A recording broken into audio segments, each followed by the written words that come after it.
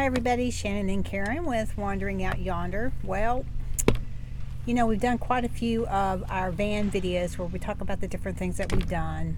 And when we were talking about our beds in a video that we've done recently and prior to the one we just did, one of the most important things that we talked about was how you had to be comfortable when you're sleeping in your beds, right? Well, the other second most important thing is your coffee in the morning, right? Definitely for us it is. Yeah. Now, I know there's probably some of you out there who are like, you know, I don't really need to drink coffee in the morning, but for me, it's like I have to have my coffee in the morning. The day is not right until you start out with a cup of coffee for us. And we have been through quite a few, items, objects, ways of making our coffee.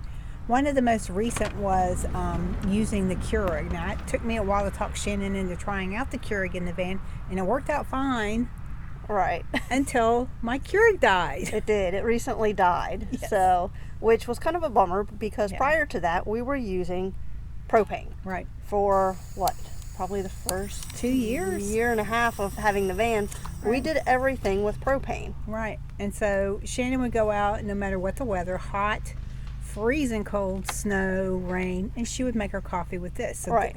That's why I was like, well, let's try a Keurig. Let's see how that works, because typically we're able to plug into a power source, like at a campsite or something. And then with our recent new all powers unit, we were able to utilize that inside the van to power it with when we're not on a power site. But anyhow, so we were thrilled with that. But then it died. It was convenient. It was quick. Right. It just died on us. It just died. So we were thinking it through again after the Keurig died. And I told her, I said, well, you know, we don't really have to have a coffee maker. I had picked up this piece right here. This is a Proctor Silex electric tea kettle.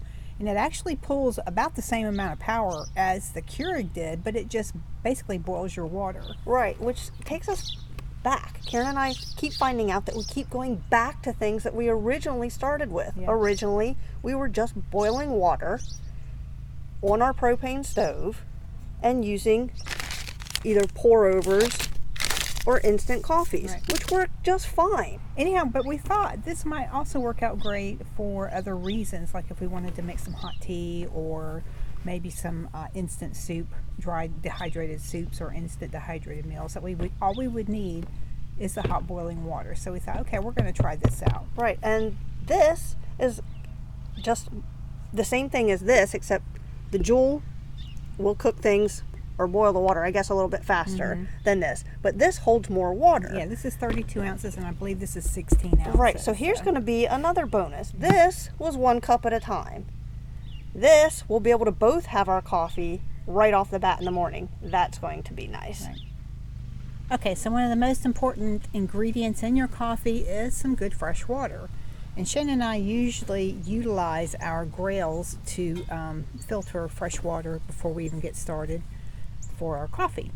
The other thing that we do is we use these when, like, a lot of times before we will leave to go on a trip, we'll fill up about a dozen of these, so we do have some fresh water when we first start out, but then we go to filtering water. That's just part of our van chores at the end of the day. Yeah.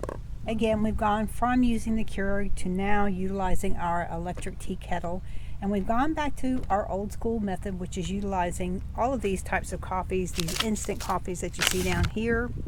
I use the Starbucks coffee. Shannon uses this. Or doing the pour-overs, or doing just anything that you could pour hot water into. So that's kind of where we're at now. Again, back with this. And also keeping in mind using things that are shelf-sustainable, that we can keep in the van in any kind of weather as well. So that's the other reason that we're kind of looking back on doing this again. So now we're going to talk to you guys about the pros and cons of all of these methods. The first one I'm going to talk to you about is the one of the methods that doesn't really work that great for us when we don't use it very often, which is this method right here. Because like Shannon said, I mean, you could use a pot to boil your water. Wouldn't have to worry about this kettle or anything, but you do have to be careful with the silicone kettles. Right. This will work on there, definitely not on there. Right. Right. And then the next one we're going to tell you about is the Keurig. Pretty simple. Pros, it's quick. it's easy.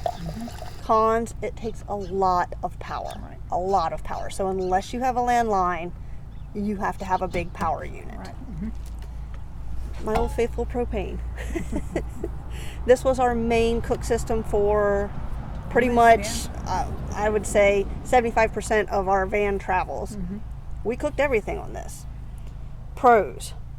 Well, we cooked everything on it. Everything on it. Right. Yep. Cons. There are some cons to it. You got to go outside to use it. I would never use this in the van.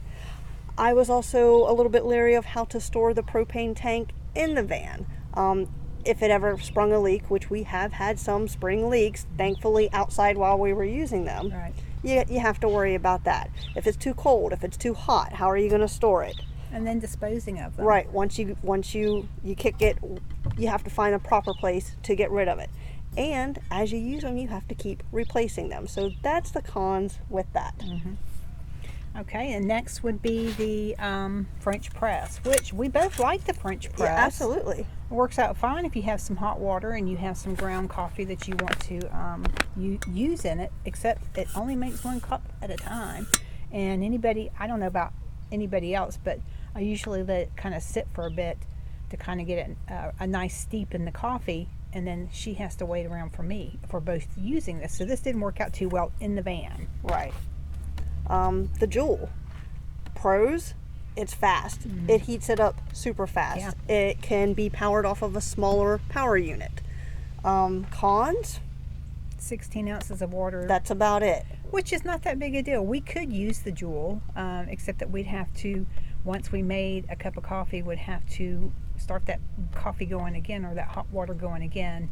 I don't know about you guys, but I drink more than 8 ounces of coffee at a time. So, And I we would have drink to split it several with her. cups in the morning at a time. Yeah. That's why we decided to go with this. It's 32 ounces.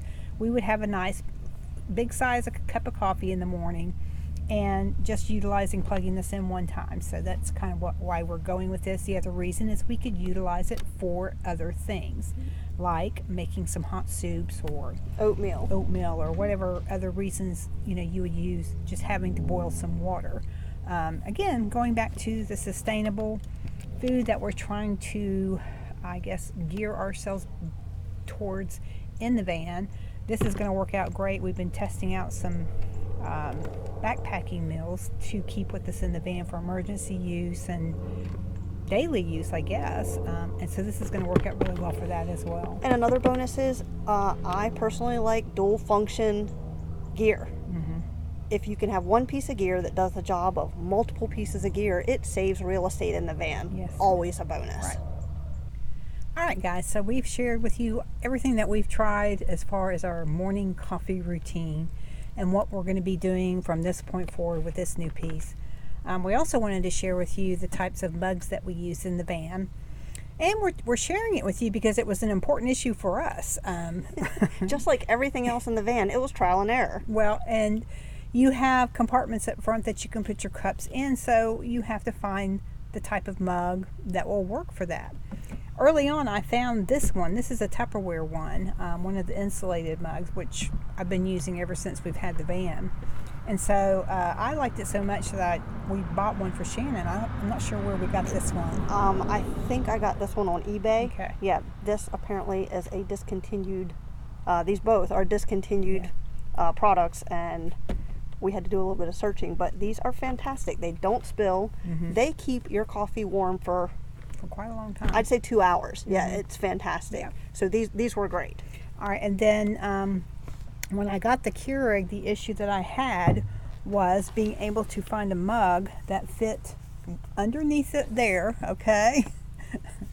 That was a decent mug, and one that we would like to have in the van, and it fit into our holders, which are beside our bed. Right, and had lids. Yeah, and had lids, and that was really important. Not just the lids, but these have the little, you can twist it to open it and close it. So I found these. We went into Starbucks one day on our way to Shenandoah or somewhere and stopped to get a cup of coffee, and I saw these and I said, oh my gosh, here they are, because I've been looking for them for a while. So anyhow, we have these now for, we won't need them because we don't have the Keurig, but we'll still continue to use those because they work out fine with our holders and so forth. And then our last but least is our GSI mugs. These things are fantastic. Yeah. This is something else that we have for hiking because we would do hot tea and coffee on trail. And we both love these mugs. So we got a second set, and now these are our tea time mugs at the end of the night. Right.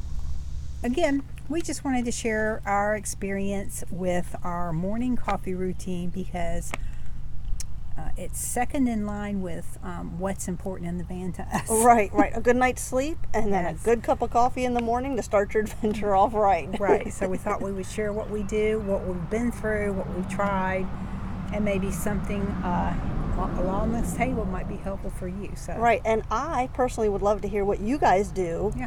in your travels for coffee, because if there's something that we haven't tried or something that we're missing, I think we need to know about it. All right, guys. Well, thanks for joining us, and we will see you later. Bye.